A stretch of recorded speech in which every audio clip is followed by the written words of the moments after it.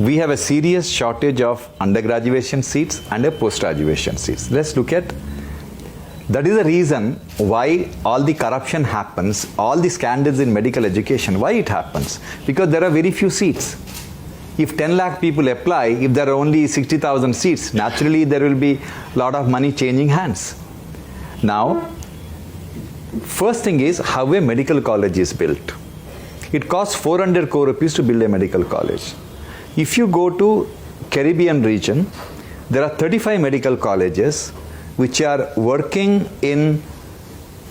training doctors for US, which is in a rented 50,000 square foot in a shopping mall, training fantastic doctors for US. Why are you spending 400 crore rupees and creating this edifice? It is ridiculous. All over the world, medical colleges do not have this rigid requirement. Medical colleges don't require 140 faculty members to train 100 students. 140 faculty members can run a medical college with 1,000 students.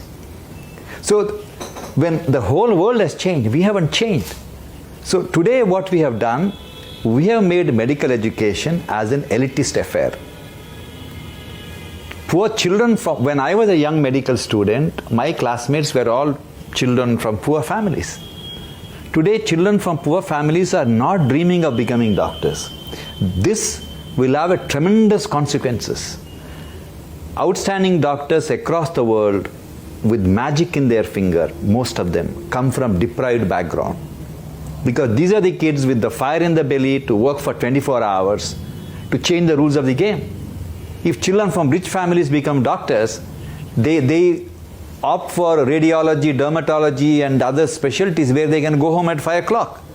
Why should postgraduate education be costing so much? Why should you pay 2 crore or 5 crore rupees or even 10 lakh rupees fees to become a specialist? All over the world, higher medical education is free of cost. So essentially, the problem is, all the problems what's happening in the healthcare is not because of the government.